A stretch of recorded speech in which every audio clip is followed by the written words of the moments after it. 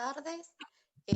Como lo dijo la doctora Viale, esta es la mesa del faro, de que es la bioética con el ambiente.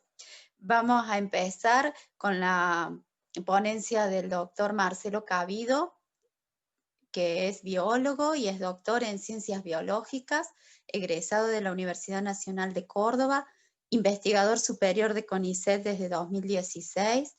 En su prolífica carrera como profesor de la Facultad de Ciencias Exactas, Físicas y Naturales de la Universidad Nacional de Córdoba, ha realizado importantes investigaciones sobre nuestra flora nativa, ha recibido numerosos premios, entre ellos el Nobel de la Paz, eso es lo que yo entendí, en la participación del panel intergubernamental sobre cambio climático en 2007.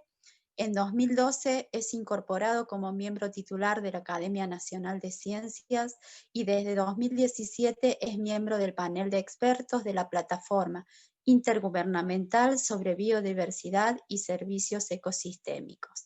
Además, tiene publicados numerosos artículos en revistas científicas, libros y capítulos en libros aparte. Bueno, muchas gracias, doctor. El título de la ponencia es "No hay un planeta B, la necesidad de nuevos paradigmas en el tiempo post-pandemia". Muchas gracias. ¿Me escuchan? ¿Me escuchan bien? Yo escucho como una resonancia. Se escucha mejor, doctor. Sí, me escuchan bien. Bueno, voy a tratar de compartir una presentación de PowerPoint. No lo hice nunca por PowerPoint, así que espero que funcione.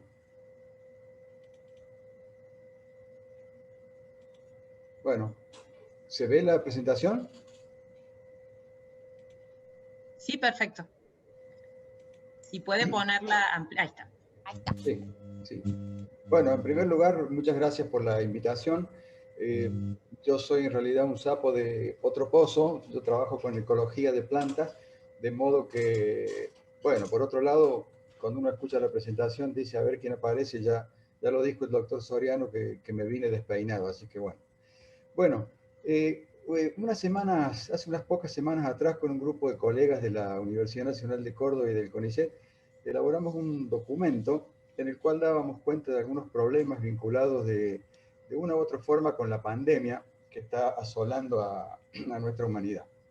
Básicamente en ese documento mencionábamos que este flagelo podía asociarse con una apropiación inadecuada de la naturaleza por parte de nuestra especie, y concluíamos inicialmente con una serie de propuestas que apuntaban principalmente a un cambio de paradigma en la relación, digamos, del hombre con la naturaleza y de los seres humanos entre sí. Y por otra parte, también afirmamos en ese documento, ya jugándonos un poquito más con la política, que el modelo actual de producción y consumo consideramos que es insustentable y elitista, y por otro lado, empujado al ambiente del planeta a sus límites de resiliencia. Además, la pandemia COVID-19 nos ha recordado que cuando destruimos la biodiversidad y los ecosistemas, también estamos destruyendo nuestras redes de vida.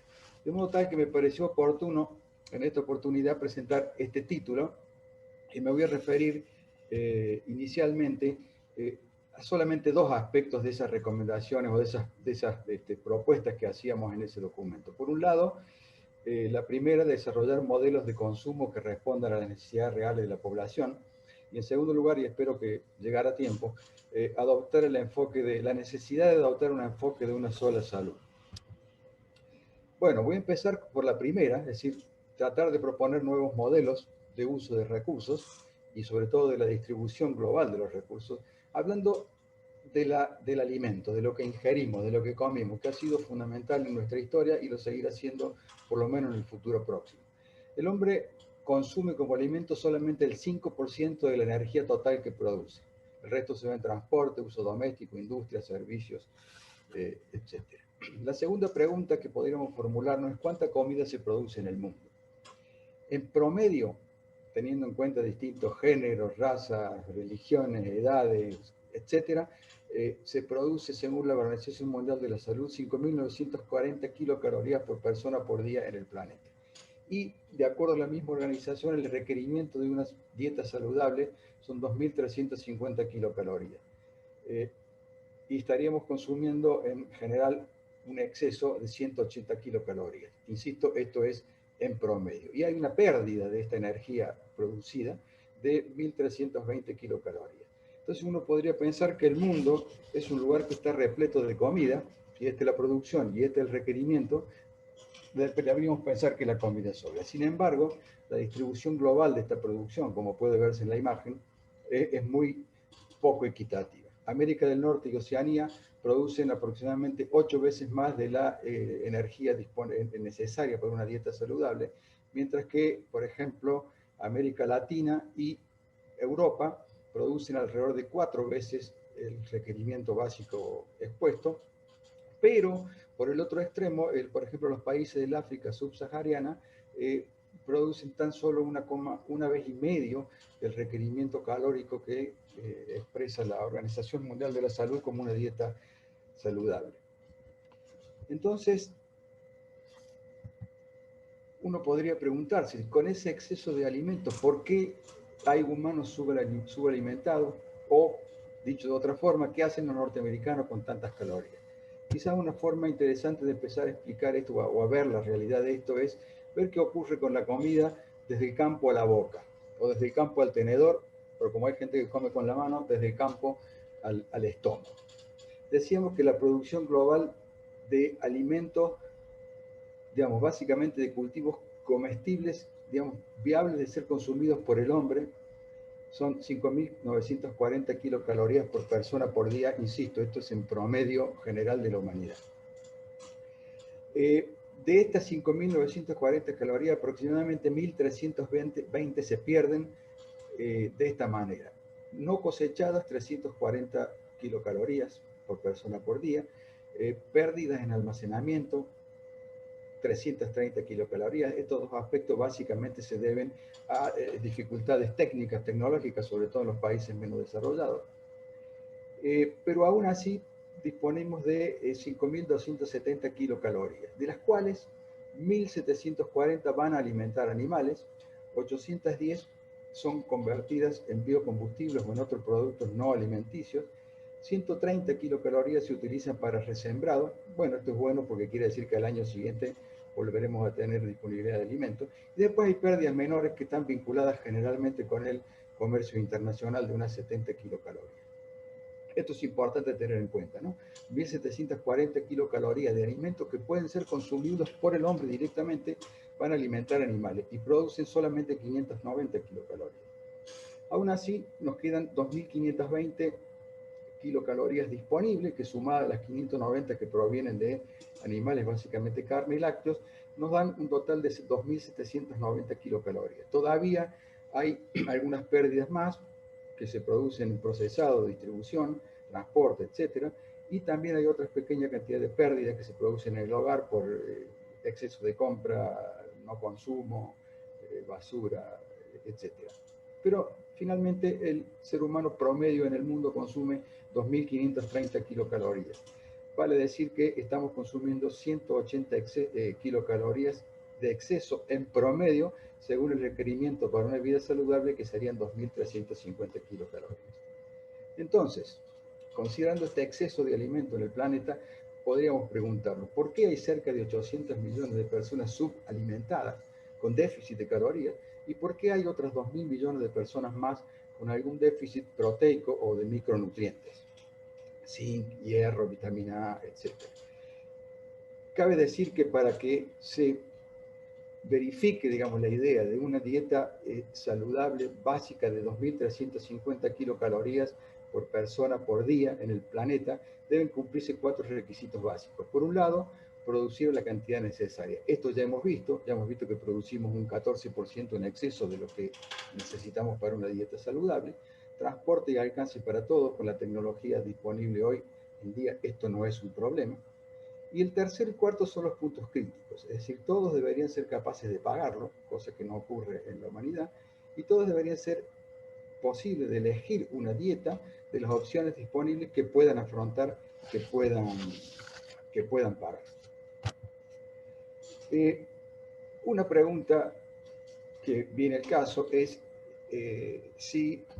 cuántas calorías obtenemos de los animales. Bueno, realmente obtenemos pocas calorías. Fíjense, los animales están consumiendo 3.810 calorías que provienen de pastizales y pasturas implantadas, más 1.740 que provienen de alimentos que podría consumir el hombre en forma directa, y finalmente termina perdiendo 4.960. O sea que tiene una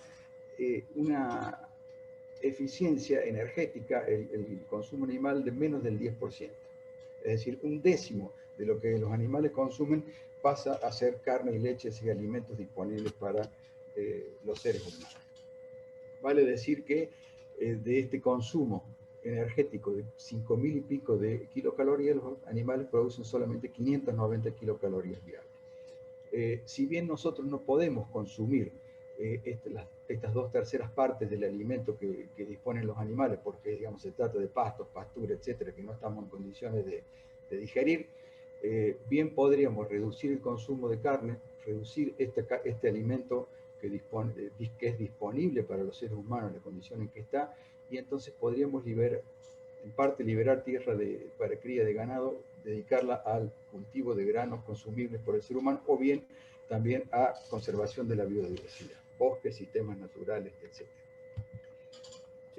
De más está decir que desde el punto de vista del rendimiento calórico, proteico y micronutrientes esenciales, un poroto de soja es mucho más eficiente que un kilo, digamos, que la carne, particularmente la carne vacuna. En todo caso, la conversión más eficiente la hacen las aves. De 3 kilogramos de grano producen 1 kilogramo de carne de pollo, pero los otros animales son mucho más ineficientes.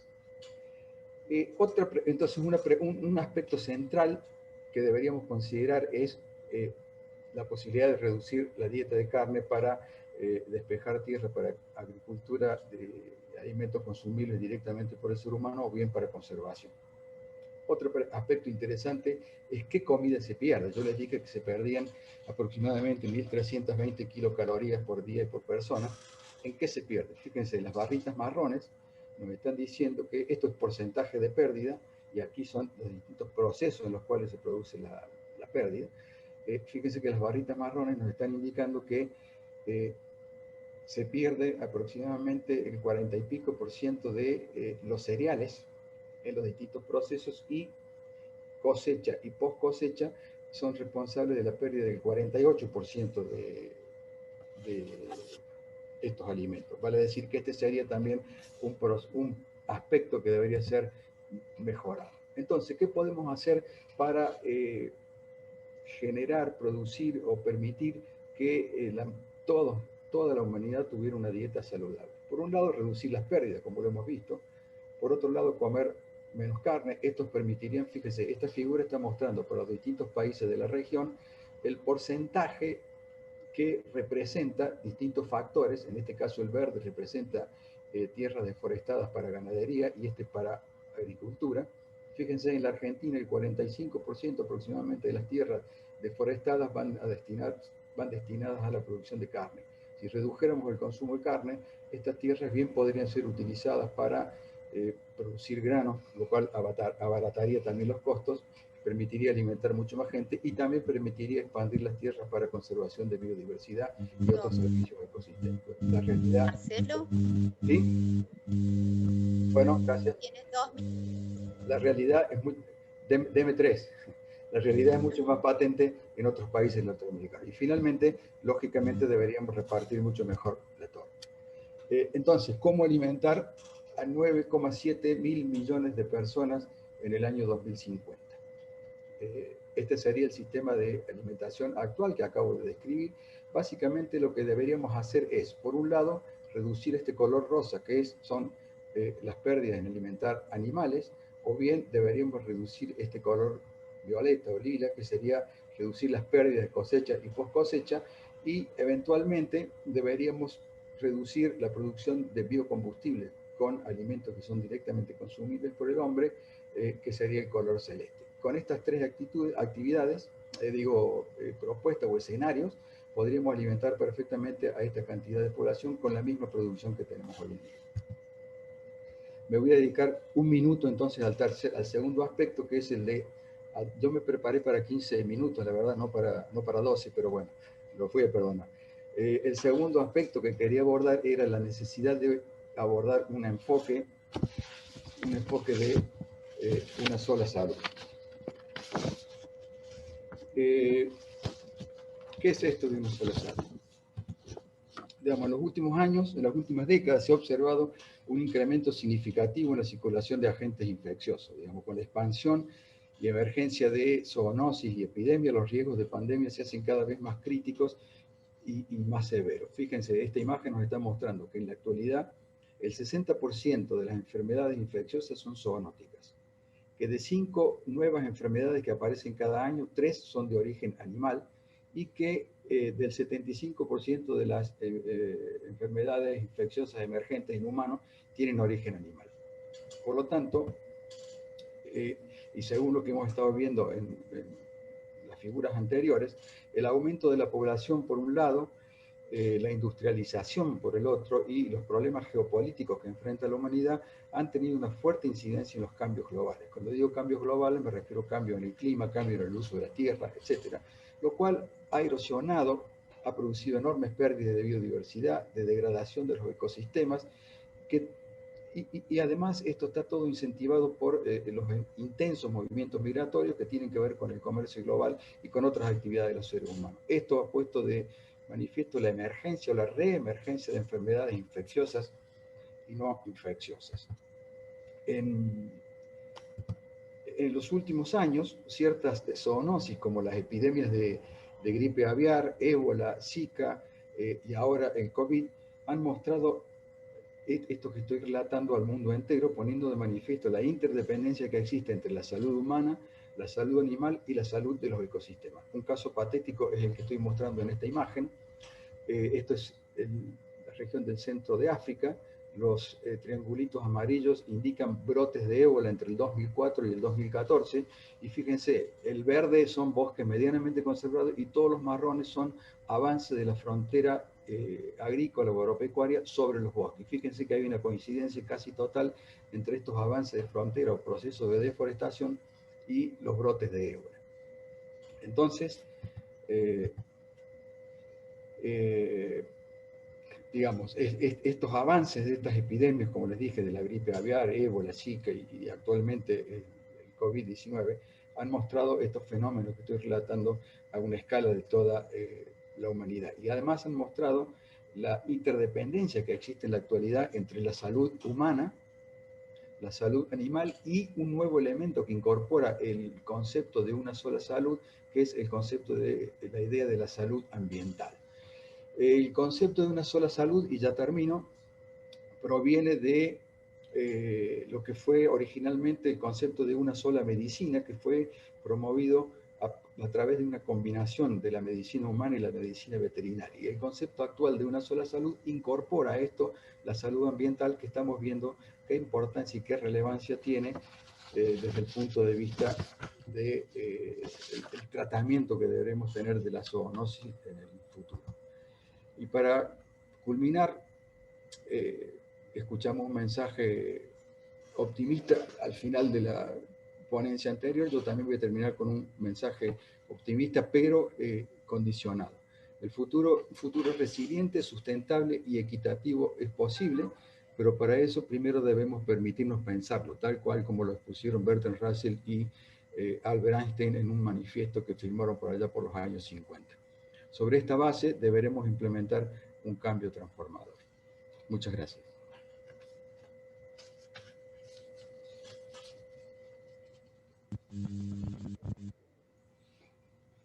Bueno, no sé cómo salgo de aquí. Deja de compartir. Ahí está.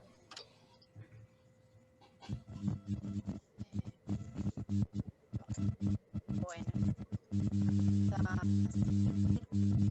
con la siguiente ponencia con la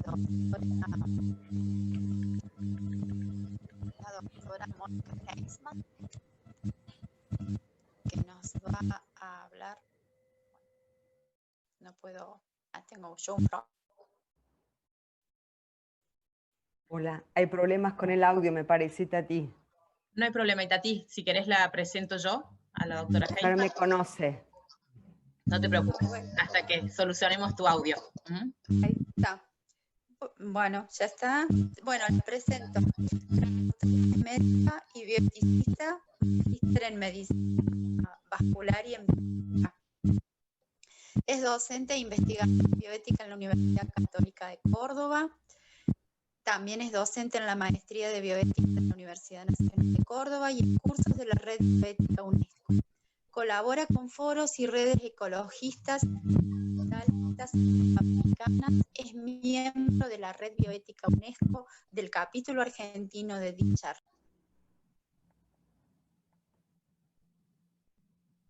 Hola. ¿Ustedes me escuchan? Sí, Mónica, empieza nomás.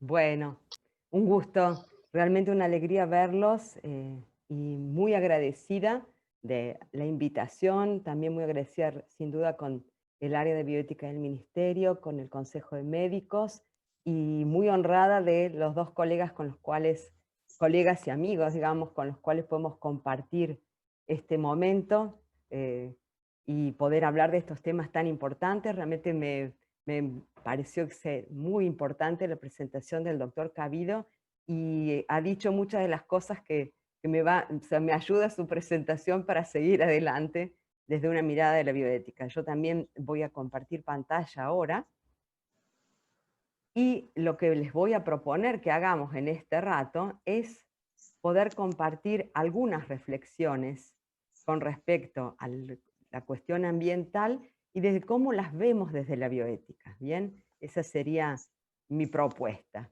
Y lo voy a hacer simplemente para ver cuál es esta relación a propósito de la pandemia, algunas situaciones pandémicas desde la mirada de la bioética y qué aportes podríamos llegar a hacer en este momento desde la mirada del ambiente y la bioética, ¿verdad?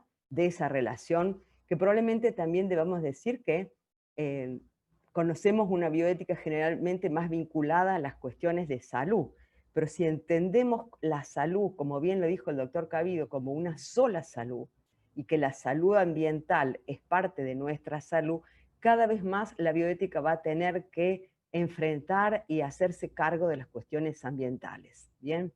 Entonces, empecemos por ver cuál es nuestra relación con la naturaleza, de hecho que estamos incluidos, interpenetrados, interrelacionados. Nunca tan bien dicho todo esto como en la encíclica del Papa del 2015 que todos conocemos, a propósito de la casa común, pero es cierto también que venimos perpetuando una situación de dominación, de avasallamiento, de aprovechamiento de bienes y recursos que nunca contempló el cuidado de la naturaleza, ¿verdad? Y la crisis del antropoceno en la que estamos inmersos es justamente por esta ruptura de la relación armoniosa de la sociedad y el hombre con la naturaleza. Pero sin embargo, tierra somos, y eso es algo que sabemos.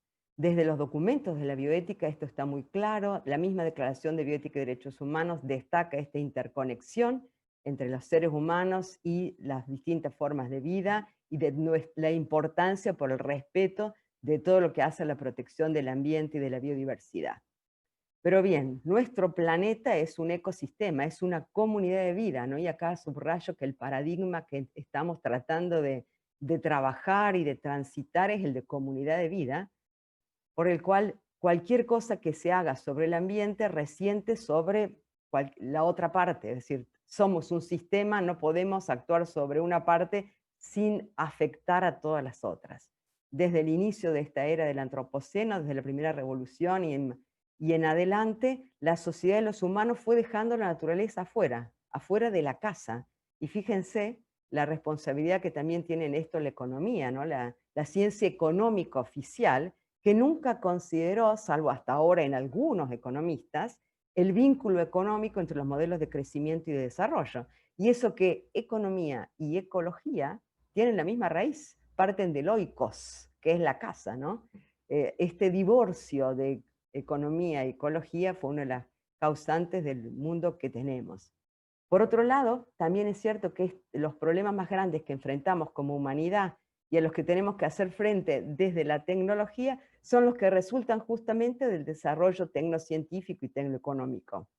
Bien, Entonces, recuperar la idea de límite es fundamental y aceptar que ya no la razón tecnocientífica es una guía para un modelo de desarrollo humano y ambiental integral.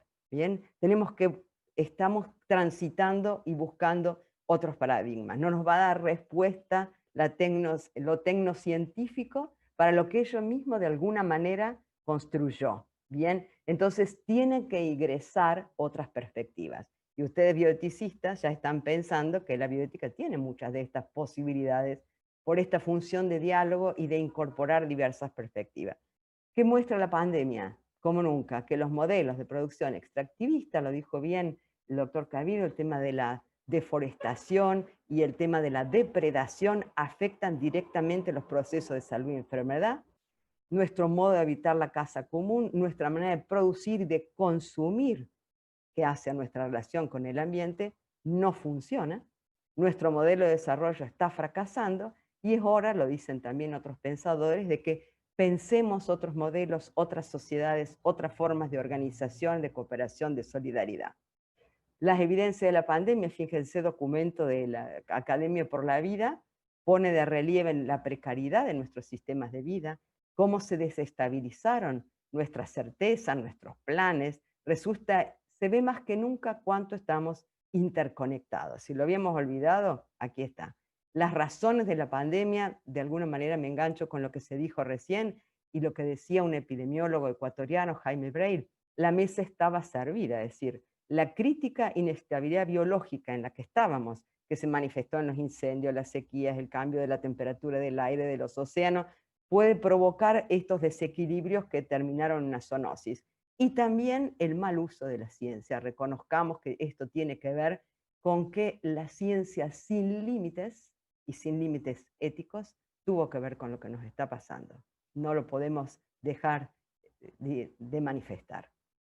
Por otro lado, también es cierto que, fíjense esto que dice Mario Rapaport, que es argentino, la desestabilización de este equilibrio ambiental tiene su origen en competencia de empresas, laboratorios, en la globalización, procesos depredadores, financiarización de la economía, y que los lugares de poder ya no están en manos de la democracia y de los líderes democráticos, sino en manos de CEOs, de corporaciones, de quienes controlan y regulan los mercados. El único mercado libre es el de los capitales. Ahí mismo la salud es un producto comercial y no un bien social. ¿Bien? Obviamente no me detengo, pero ustedes saben que la pandemia no nos afecta a todos por igual. Los más vulnerables y vulnerados la pasan peor. Si estamos todos en un mismo barco, pero en distintos camarotes, lo decía Rafa Velasco, que conocen bien, y el poder del Estado es una realidad que acabó también, que es una de las cosas que está en crisis en esta misma modernidad, porque vemos que el poder del Estado, que debería ser el poder de la democracia, de la legislatura, de nuestros medios de gobierno, está totalmente dominado por el capitalismo, y lo vamos a ver, ya lo sabemos. Paradigmas agotados, queda claro, el progreso indefinido, la falacia del planeta inagotable, la eficacia limitada de una economía de competencia, fundamentalmente machista si queremos, están dando signos de agotamiento. O sea, varios paradigmas que están mostrándose en el fin de época. De ahí la necesidad de un cambio epistemológico, práctico, estructural, de donde los querramos ver si queremos otra vida para la Tierra y para la humanidad. No se trata de volver a las cavernas, pero sí de redefinir cómo queremos vivir, desde dónde, cuáles van a ser nuestros fundamentos. Algunas situaciones para ejemplificar esto que nos cuestionan desde la bioética rápidamente. Quizás el tema de las vacunas, las reacciones del Estado, la aprobación de nuevos transgénicos en estos días, los incendios de Córdoba, las políticas ambientales locales, qué pasó con las audiencias públicas y nuestra participación política. Estoy segura que Federico va a hablar de esto, así que como va a haber poco tiempo, se los voy a dejar a él. Aprobación de un nuevo trigo transgénico. ¿Por qué lo traigo? Porque en este momento, un nuevo trigo que será un gran desarrollo, pero confiere tolerancia a la sequía, pero además tolerancia a un herbicida, el glufosinato de amonio, que parece ser más tóxico que el glifosato, y como si no tuviéramos bastante con los problemas impuestos por los agroquímicos, ahora necesitamos sumar otro. Además, el trigo, nosotros en nuestro país están vinculados con el pan, así como en Centroamérica, Mesoamérica, con el maíz. Incluir los transgénicos genera muchísimos cambios, de los cuales ni siquiera los mismos investigadores que los desarrollaron los pueden medir. Pues no nos pueden decir si no va a traer problemas problemas con la resistencia a los antibióticos, por ejemplo, por el tipo de moléculas y arreglos moleculares genéticos que tiene, etcétera. Sé, doctor Cabido, que usted sabe mucho más de esto, pero yo lo planteo desde la posición bioética y los cuestionamientos que hacemos a ciertos movimientos que estamos viendo en un escenario que tiene otras connotaciones. Y fíjense, se aprueba una ley sobre vacunas que es muy, muy interesante porque nos exigen las compañías farmacéuticas que para poder acceder a las vacunas tenemos, la ley que se aprobó, bien, tenemos que beneficiar a estas compañías farmacéuticas con inmunidad jurídica. O sea, si hay problemas con los que reciban las vacunas, no podemos litigar aquí, tenemos que ir a litigar a los países de origen. O sea, una protección inmunitaria jurídica para las compañías farmacéuticas que nos van a vender las vacunas. Y también acuerdos de confidencialidad desde el punto de vista técnico que no nos va a permitir conocer del todo cómo están hechas. Ciertas cláusulas de estos contratos solo se han visto en situaciones como los bonos de la deuda externa. O sea, es muy llamativo esta exigencia y que en diputados se haya aprobado esto. El capítulo argentino de la red bioética ante esta ley de vacunas COVID hizo un llamamiento diciendo que se deben revisar los aspectos bioéticos. Bien, esta ley impone, como dije, condiciones que son inaceptables desde el punto de vista ético, y al mismo tiempo los mismos estudios sobre las vacunas nos generan mucha preocupación. Se han aceptado desde hace poco por la Organización Mundial de la Salud estos estudios de desafío que se llaman de infección controlada. Estoy segura que Susana Vidal va a hablar de esto, que acortan la fase 3 y que ponen una situación de investigación que realmente es única en este momento y trae muchas consecuencias éticas por las cuales nos estamos aflojando el cinturón de la ética. ¿Bien? ¿Qué hay detrás?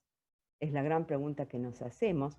Y nos hacemos también la pregunta, ¿es la vacuna la única esperanza? ¿Realmente tenemos que creer esto? ¿O es el eslogan que nos hacen creer para que todos vivamos con esta falsa ilusión de que lo único que nos va a salvar es la vacuna? ¿Y las terapéuticas? ¿Y los cambios en la realidad huésped, ambiente, salud única? Por otro lado, la bioética recuerda que los intereses de la ciencia y la sociedad no pueden estar por encima del interés de las personas, y que el respeto de la dignidad humana y de la integridad de las personas es un derecho humano innegociable. Hay una serie de flexibilizaciones que estamos viendo que nos preguntamos, ¿las tenemos que seguir tolerando como bioeticistas? ¿Vamos a aceptar esto como una derrota, como se dice, bueno, esta ley es porque si no hacemos esto, nos vamos a quedar a la cola y no vamos a poder comprar las vacunas? Perdón, pero todavía no existen las vacunas, porque no han sido aprobadas y nosotros ya aprobamos la ley por las dudas cuando salga para tener todo listo de acuerdo a lo que nos piden los laboratorios. ¿Es necesario? ¿Tenemos que resignarnos a esto? ¿Seguiremos naturalizando esta imposición de condiciones, criterios, mecanismos en pos de beneficios que todavía ni siquiera sabemos si existen? Bien. Planteo estos cuestionamientos que yo me hago y se los hago a ustedes como miembros de equipos de salud, miembros de comité de bioética, personas de la sociedad, como seres humanos y como hermanos en este mismo barco y en este mismo planeta. Bien, ¿necesitamos la bioética entonces? ¿O no será ahora que tenemos que repensar lo que hacemos, reflexionar individual y colectivamente acerca de nuestra manera de trabajar y de estar en el mundo? La misma encíclica de la cual les hablé dice que este crecimiento inmenso tecnológico nunca estuvo acompañado por un crecimiento humano en responsabilidad, en conciencia, en valores. Y bueno, esa es la función de la bioética. Probablemente esta es la nueva hora que tiene, se ha vuelto necesario. Lo dicen desde muchos lugares, que se necesita una nueva perspectiva y una nueva mirada desde la bioética. También otros paradigmas como el de buen vivir reclaman una nueva ética. el paradigma biocéntrico, pertenezco, luego soy, estamos pensando en mejor convivir, buscando nuevas miradas éticas. ¿Desde dónde puede aportar la bioética en la novedad de la relación ambiente y salud, humanidad, todo lo que estamos conversando para renovar políticas, praxis y paradigmas? Simplemente un punteo. El valor de la salud, como lo dijo el doctor Cabido, bien social y humano y como una sola salud, es decir, salud humana y ambiental, la integralidad de la vida y de la salud de la tierra como sola salud. Si trabajamos por la salud de la tierra, trabajamos por nuestra salud. El lugar y la discusión de los bienes comunes, no de los recursos. Los bienes comunes y los derechos humanos son indisociables. La justicia ambiental, que incluye los derechos de la naturaleza. Los costos ecológicos en los costos y los cálculos económicos de producción.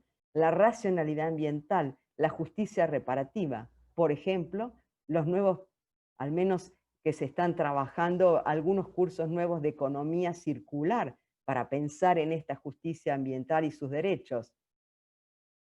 Bien, justamente, salud socioambiental es la que necesitamos, avanzar en fortalecer los vínculos solidarios, estimular y recuperar nuestro sistema inmunológico a nivel colectivo. No sé cómo estoy con el tiempo, Itatí. No te escucho. Si me pasé, no lo sé. Bien. Quizás esta crisis, no te escuché, pero tampoco sé cómo vengo con el tiempo, quizás alguien que... Bien, la crisis nos genera una nueva oportunidad para hacer un cambio de paradigma, ¿bien? Hacia una era planetaria basada en una conciencia nueva de que somos una familia cuya salud está sostenida por la interconexión ecológica, la diversidad, la regeneración y la armonía. Y esto lo dicen desde Oriente, Vandana Shiva. Fíjense, somos millones en todo el mundo, y esta puede ser quizá la buena noticia, personas, las y los que creemos que hay una normalidad a la que no podemos o no queremos volver. Bien, pensábamos en una normalidad, pero sepamos que esa normalidad ya no existe y tenemos la urgencia por no solo cambiar paradigmas, sino cambiar praxis y metodologías. Otro mundo es posible. Lo iba a poner con signos de admiración y lo puse con signos de pregunta, porque me lo estoy planteando con ustedes y ojalá sea verdad. Les agradezco mucho la escucha. Ah, buenísimo. No, espectacular el tiempo. Bueno, Me no sé apuré. si ahora sí, no, pero clarísimo y con mucha inquietud queda uno con todo esto. Ahora después en las preguntas seguro se va a notar, por lo Le dejé menos una el parte a chat así lo Federico. dice. Sí. Bueno, ahora vamos a continuar con la mesa. El siguiente ponente es el doctor Federico Kopka. Quiero decir el Federico, el biólogo, dale, que ha sido declarado egresado ilustre de nuestra Facultad Nacional de Córdoba. En 2013 es miembro fundador de la Fundación Ambiente, Cultura y Desarrollo, en la que fue docente del programa Educar Forestando por 14 años. Es un incansable divulgador de los temas ambientales, es conocido por todos, y está desde el 2006 ideó y promovió la formación del Foro Ambiental Córdoba, del que actualmente es secretario en esa asociación. Trabaja presentando informes y recomendaciones técnicas y es actualmente columnista en Radio Continental Córdoba y hace aportes en distintos medios de comunicación. Bueno, su ponencia, es un gusto contar con él. Y la ponencia, el título es El empoderamiento ciudadano en la defensa del ambiente. Bueno, muchas gracias. Bueno, Itati, muchas gracias. Y en esta exposición, que bueno, por suerte me ha tocado ir al último, entonces puedo aprovechar para rescatar y ir tomando expresiones, tanto de Marcelo Cabido como de Mónica Heinzmann. Me encantó el título de Mónica, de su ponencia, que es repensar lo que hacemos. Y esto lo relaciono, por ejemplo, con la exposición de Marcelo, en donde el planteo de la cantidad de alimentos que estamos generando como humanidad, hay que recalcar que en su mayoría son alimentos de origen industrial, producidos con el uso de agrotóxicos, en donde el fenómeno que vemos, y sabemos que lo que sucede, es que paulatinamente se va dando una concentración de la producción, del capital, una expulsión de las personas del campo y un empobrecimiento de las formas de producción a favor de un modelo tecnológico. Entonces, todo esto tiene que ver con, digamos, con sistemas que son cada vez más excluyentes de la humanidad. Cada vez hacemos falta menos en la producción de alimentos y lo que nos queda como próxima etapa es la producción directamente con uso de elementos en donde no requieran operadores humanos, sino que se hagan automáticamente. Bueno, este fenómeno que nos tiene que hacer repensar estas formas de producción de alimentos, en donde el problema no es la cantidad de calorías que producimos, sino después qué hacemos con eso. Y lo traigo en relación con cosas que había mencionado Mónica, como las de este evento transgénico que ha sido aprobado hace unos días, en donde su tecnología para construcción de trigo transgénico, se han utilizado tecnologías que son muy viejas, incluso todavía son tecnologías usando genes de resistencia a antibióticos, entonces esos genes también están dentro del transgénico, con el uso de un herbicida sobre el cual hay pocos estudios, que es el glufosinato, en donde, veámoslo así, el glifosato ya le va quedando pocos días, ya tiene demasiada mala prensa. Entonces, utilizar otro herbicida es seguir con el mismo modelo, el glifosato se va a terminar cayendo, y bueno, tenemos otro herbicida que es 15 veces más tóxico que el glifosato, y que va a ser el que vamos a regar abundantemente toda nuestra zona agrícola. Cuando uno ve un mapa en Google Earth y ve la enorme zona agrícola que tenemos en el país, pensemos que todo eso está rociado de veneno. A su vez, a contramano de lo que plantea Marcelo, en Argentina nos estamos planteando como política de Estado el tema del acuerdo con China para la producción de cerdos, o sea, poder transformar granos tanto de soja como sobre todo de maíz en carne.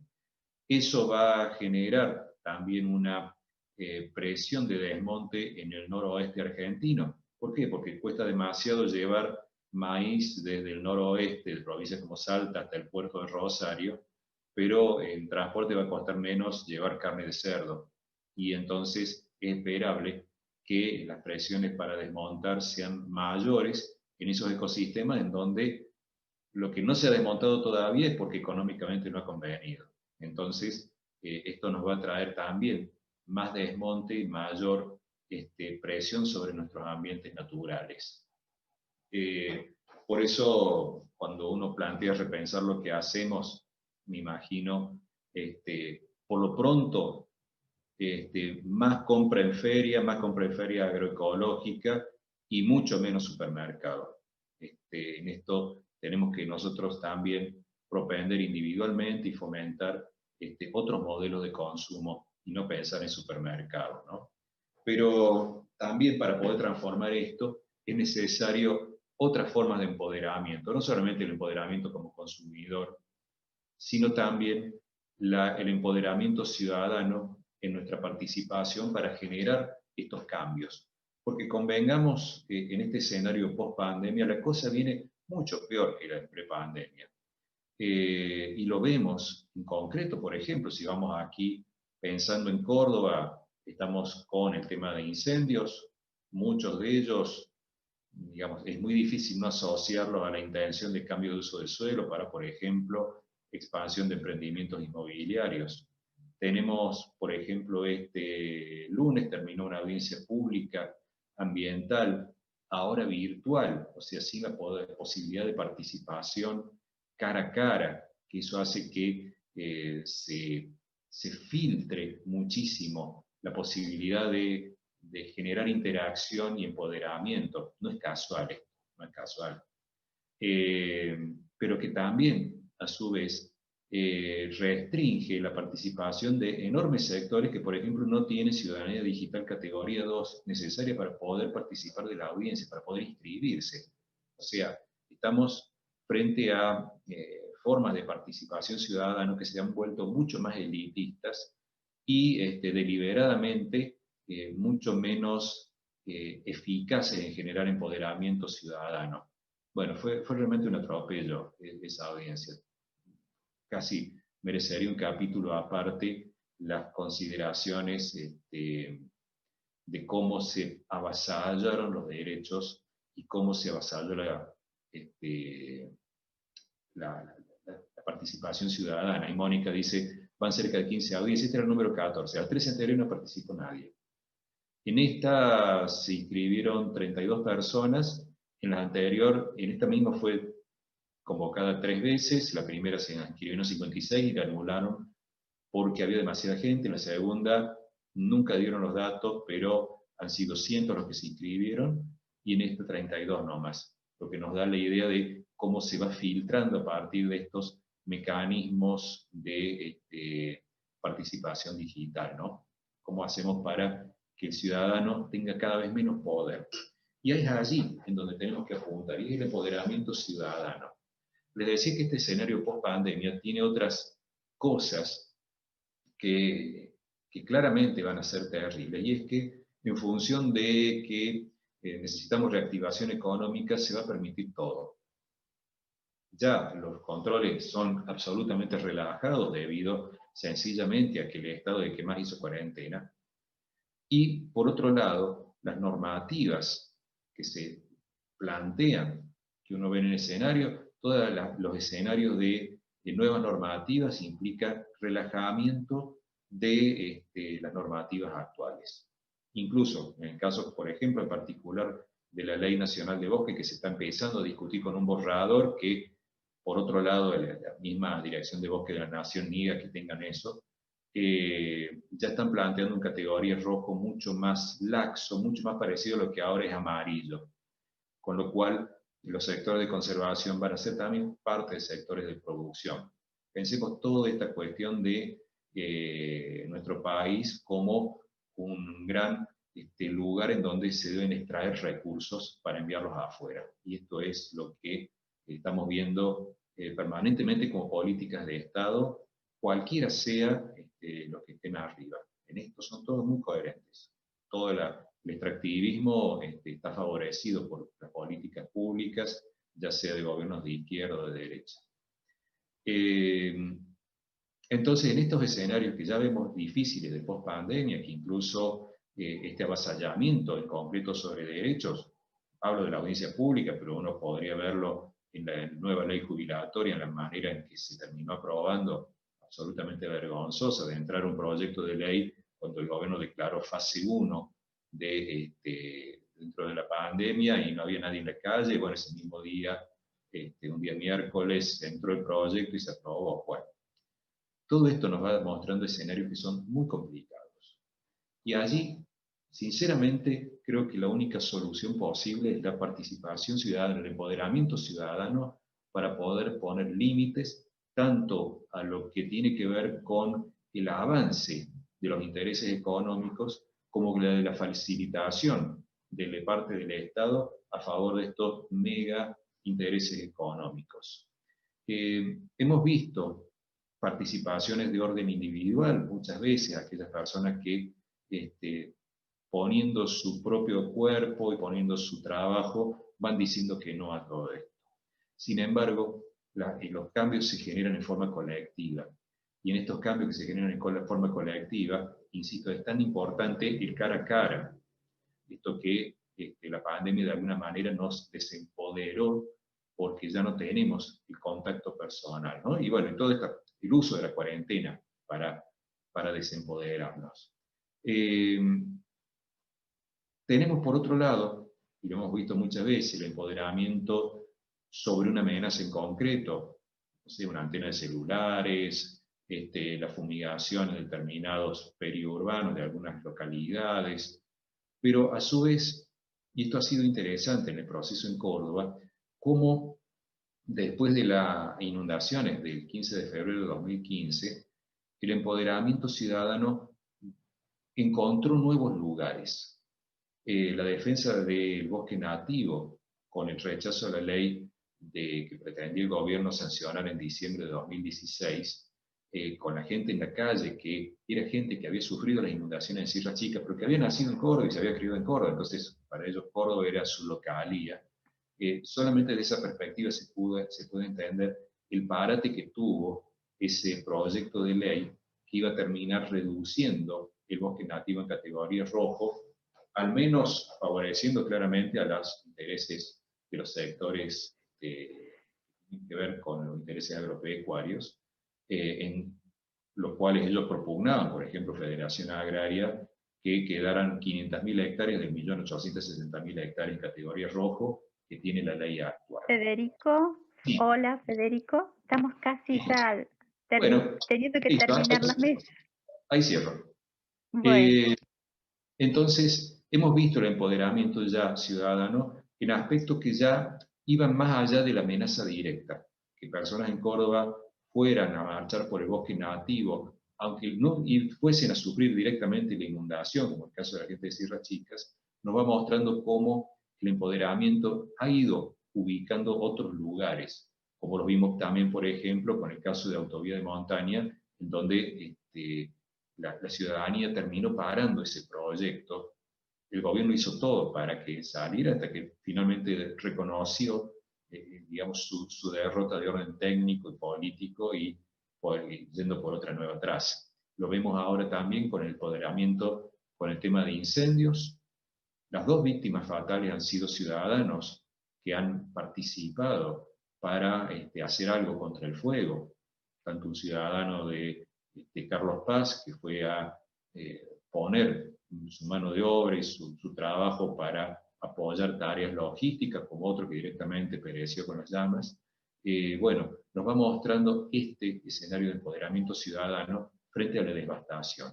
Y sinceramente creo que la única solución que tenemos es la organización colectiva, el trabajo perseverante y el empoderamiento, el poder participar para poder generar los cambios, para frenar tanto dislate, tanta agresiones que estamos teniendo, no solo al medio ambiente, sino a cada una de las personas y que se ha enfatizado en estos últimos tiempos. Así que la invitación es a eso, a sumarnos al trabajo colectivo, a la lucha colectiva, que necesariamente va a requerir el trabajo con comunicación, con el trabajo con la justicia y también, y fundamentalmente, la presencia en la calle, porque los gobiernos no entienden otro tipo de lenguaje que no sea el de la ciudadanía poniendo el cuerpo en cambiar las cosas. Bueno, muchas gracias.